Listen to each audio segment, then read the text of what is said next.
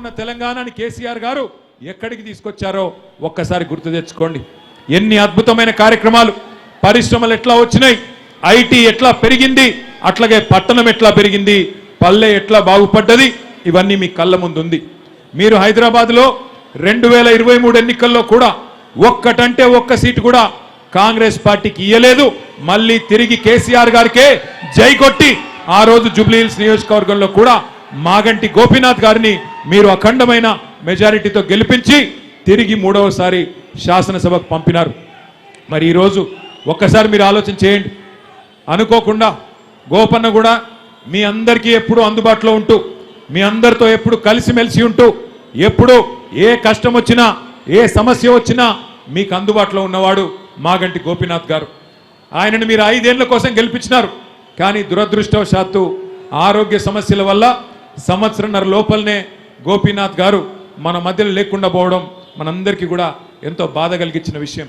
ఇవాళ ఆ కుటుంబం, ఏ కుటుంబం అయితే పార్టీకి సేవ చేసిందో, ఏ కుటుంబం అయితే జూబ్లీహిల్స్ నియోజకవర్గానికి గోపీనాథ్ గారి రూపంలో అండగా నిలబడ్డదో ఆ కుటుంబం ఒక పెద్ద దిక్కును కోల్పోయి ఇవాళ మీ ఆశీర్వాదం కోసం ఆ ఇంటి ఆడబిడ్డ మీ అందరి దగ్గరికి కూడా వస్తూ ఉన్నది.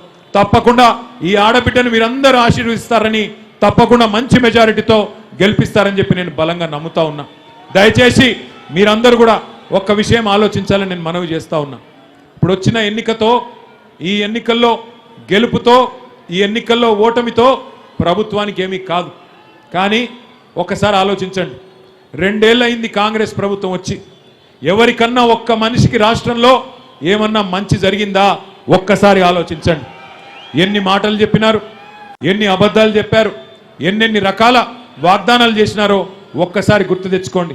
హతేలీ మే జన్నత్ దిఖాకే, అరిచేతిలో స్వర్గం చూపెట్టి అందరికీ అడ్డగోలు హామీలు ఇచ్చి, ముఖ్యంగా గ్రామీణ ప్రాంతాల్లో ఉండే రైతాంగాన్ని, గ్రామీణ ప్రాంతంలో ఉండే మరి అక్కడ ఉండే పెద్దలని మోసం చేసి కళ్ళబొల్లి కబుర్లు చెప్పి 420 హామీలు ఇచ్చి ఇవాళ అధికారంలోకి వచ్చింది కాంగ్రెస్.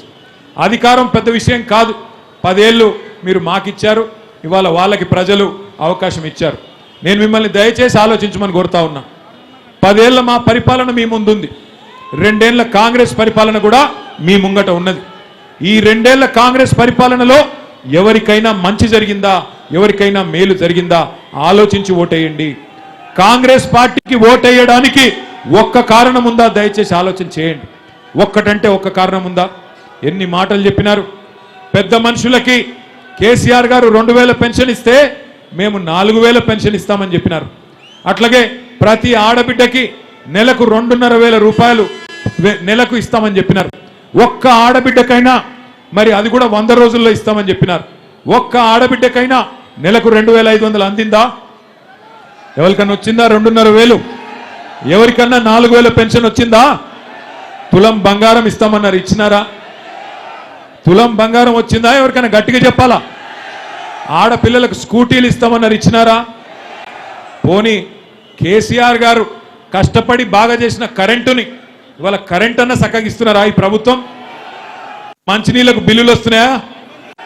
కేసీఆర్ గారు ఉన్నప్పుడు 20,000 లీటర్లకు ఫ్రీ వాటర్ ఇచ్చిండు. హైదరాబాద్లో 20,000 లీటర్లు ఫ్రీగా ఇక్కడ ఉండే పేదలకు ఇచ్చిండు. ఇవాళ ఈ ప్రభుత్వం వచ్చినాక బిల్లులు వస్తున్నాయా? వస్తున్నాయా లేవా? ఇవాళ కేసీఆర్ ఫ్రీగా ఇచ్చిన నీళ్లు కూడా ఇచ్చే తెలివి లేదు, ఇచ్చే ముఖం లేదు వీళ్ళకి. కరెంట్ ఇచ్చే తెలివి లేదు, నీళ్ళు ఇచ్చే తెలివి లేదు, పేదలకి పథకాలు ఇచ్చే తెలివి లేదు. కనీసం కేసీఆర్ గారు ఇచ్చిన పథకాలు కొనసాగించే తెలివి కూడా లేదు. కేసీఆర్ గారు ఎన్నడూ పేరు మీద, మతం పేరు మీద రాజకీయం చేయలేదు. పేదవాళ్ళు ఏ కులంలో ఉన్నా, ఏ మతంలో ఉన్నా మంచి చేయాలని ఆలోచన చేసినారు. ఒకసారి గుర్తు తెచ్చుకోండి. బతుకమ్మకు కేసీఆర్ గారు ఉన్నప్పుడు చీరలు వస్తుండేనా? ఒక్కసారి చీరలు వస్తున్నాయి అన్నట్టు చేయలేవట్టాలి. బతుకమ్మ కేసీఆర్ ఉన్నప్పుడు చీరలు వచ్చినాయా? ఇలా కాంగ్రెస్ వచ్చినాక చీరలు వస్తున్నాయా? కేసీఆర్ గారు ఉన్నప్పుడు రంజాన్ తోఫా వస్తుండేనా లేదా? केसीआर साहब जब थे रमजान का तोहफा आता था कि नहीं आपको? आज मिल रहा आपको रमजान का तोहफा? केसीआर साहब जब थे तब के आप क्रिसमस के टाइम पे क्रिसमस गिफ्ट मिलता था.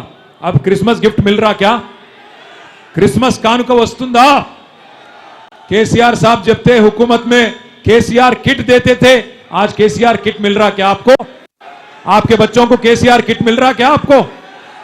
2 साल में एक वादा नहीं निभाए, एक भी स्कीम ढंग से अमल नहीं करे, क्या मुंह लेके फिर वोट मांगने आ रहे कांग्रेस वाले, हमें तो नहीं समझ आ रहा।